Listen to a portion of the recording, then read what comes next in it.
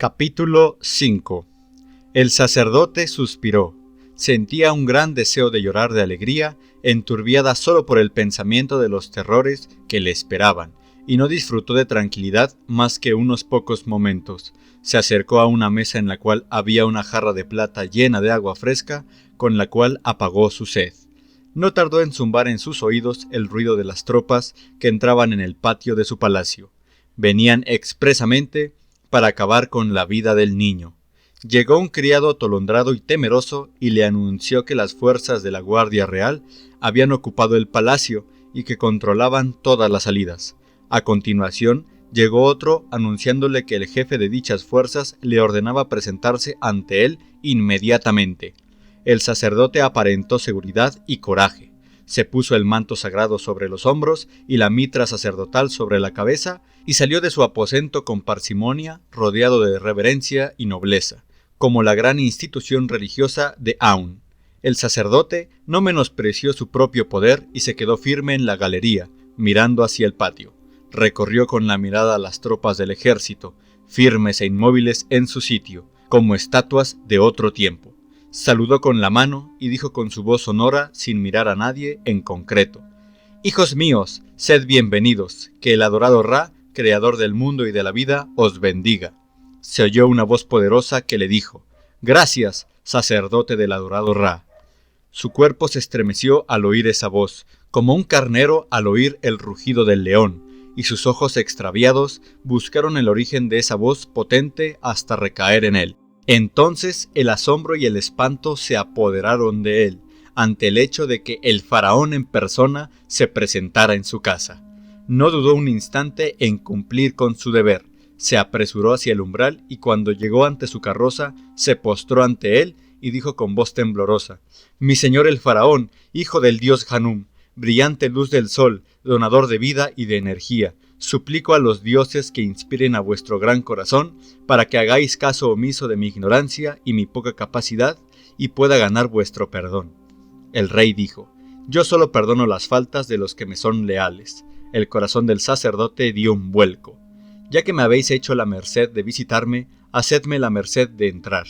El faraón sonrió y se apeó de su carroza. Le siguieron el príncipe Rejaef y sus hermanos, así como Jomini, Arbó y Mirabó. El sacerdote le siguió hasta que llegaron al salón de recepciones. El rey se sentó al fondo, rodeado de su séquito. Man-Ra pidió permiso para ir a prepararles algo, pero el faraón le dijo: «Te relevamos de tus deberes de hospitalidad. Hemos venido a causa de un asunto muy importante, que no admite demoras». El hombre se inclinó y dijo: «Estoy a las órdenes de mi señor». El rey se enderezó y preguntó al sacerdote con su voz penetrante y potente: «Tú eres uno de los mejores hombres del reino, adelantando a muchos en ciencia y sabiduría. ¿Puedes decirme por qué han dado los dioses el trono de Egipto a los faraones?» El hombre le respondió con firmeza: «Les han elegido de entre sus hijos y les han inspirado su espíritu debido. Les han elegido de entre sus hijos y le han inspirado su espíritu divino para servir al país y socorrer a sus siervos». «Dices bien, sacerdote. Todos los egipcios se afanan por ellos mismos y por su familia, pero el faraón debe llevar la carga de millones e interceder por ellos ante los dioses. ¿Puedes decirme cuáles son los deberes del faraón para con su trono?»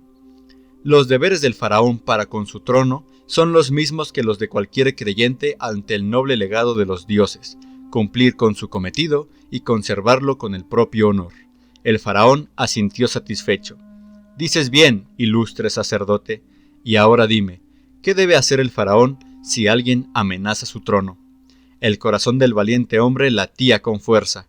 Estaba seguro de firmar su sentencia de muerte con su respuesta. Sin embargo, se negó. Él, que era un religioso, un hombre de honor, a mentir.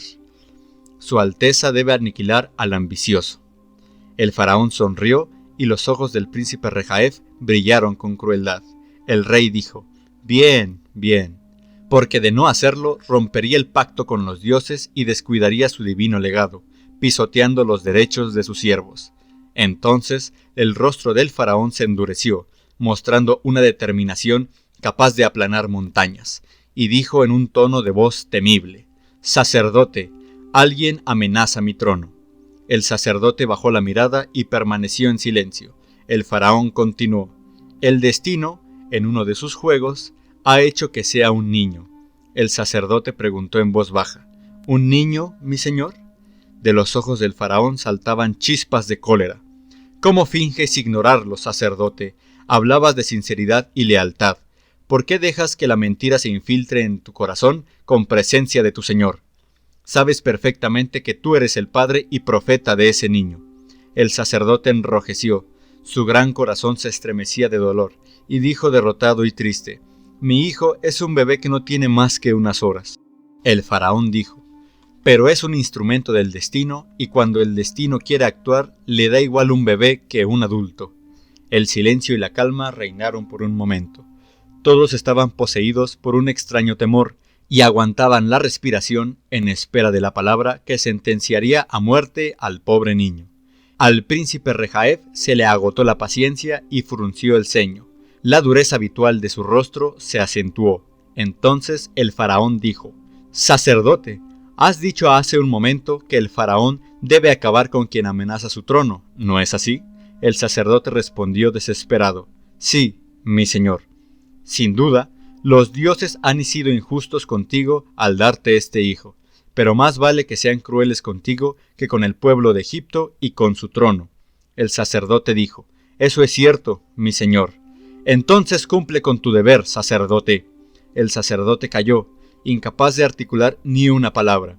El faraón continuó: nosotros, la familia real, tenemos una tradición de respeto por los sacerdotes. No me obligues a romperla. ¿Qué quería decir el faraón con aquello? ¿Acaso quería dar a entender el faraón que le respetaba y no quería hacerle daño, y que era él mismo el que tenía que llevar a cabo aquello que el rey temía? ¿Cómo podía él matar a su hijo con sus propias manos? Era verdad que la fidelidad debida al faraón le obligaba a cumplir su divina voluntad sin el más mínimo reparo. Sabía perfectamente que ningún egipcio dudaría en dar su alma por satisfacer al faraón. ¿Debía entonces coger a su querido hijo y enfundar su puñal en su corazón? Sin embargo, ¿quién había decidido que fuera su hijo el sucesor de Keops en el trono de Egipto? El hecho de que éste quisiera terminar con la vida del inocente niño ¿no era un reto a la voluntad del Dios creador? Entonces, ¿a quién debía obediencia? ¿A Keops o a Ra? La respuesta era inevitable. Pero, ¿qué podía hacer mientras el faraón y sus compañeros esperaban su respuesta? ¿Qué debía hacer cuando ya estaba empezando a murmurar y a perder la paciencia? De pronto se le ocurrió una idea como un relámpago que reluce entre las nubes.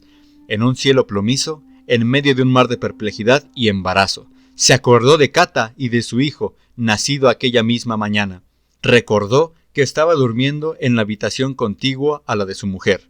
Evidentemente, era una idea infernal, demoníaca, impropia del corazón de un sacerdote como él, pero el corazón se adormece cuando lo dominan las emociones que dominaban al del sacerdote. No podía permitirse problemas de conciencia en presencia del faraón y de sus hombres. No podía dudar.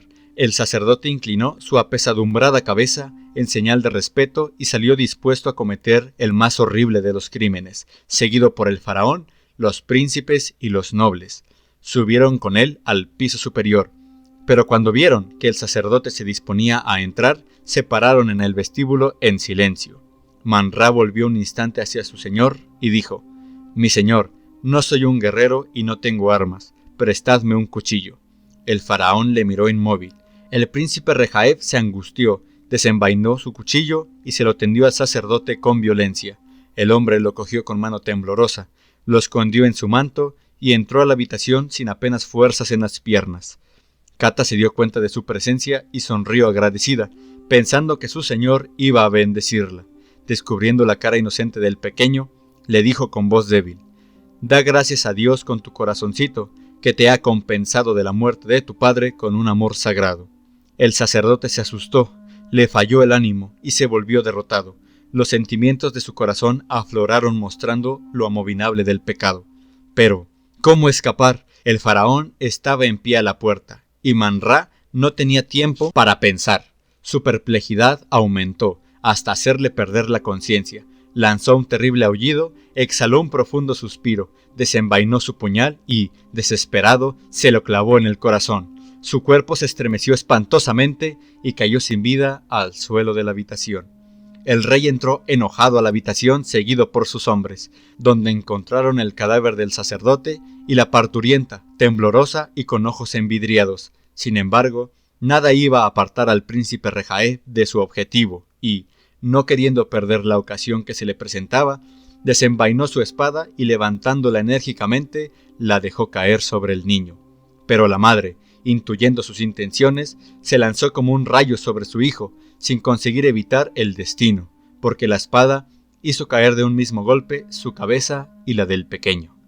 Padre e hijo se miraron sumidos en un profundo silencio, del que solo salieron cuando Jomini dijo: «Por favor, señor, abandonemos este sangriento lugar». Salieron todos en silencio. El príncipe propuso a su padre que forzaran la marcha para llegar a Menfis antes de medianoche, pero el rey respondió: «Yo no huyo como un criminal. Llamaré a los sacerdotes de Ra y les contaré la historia del destino, que ha terminado con la desgraciada muerte de su jefe. No regresaré a Menfis antes de hacerlo».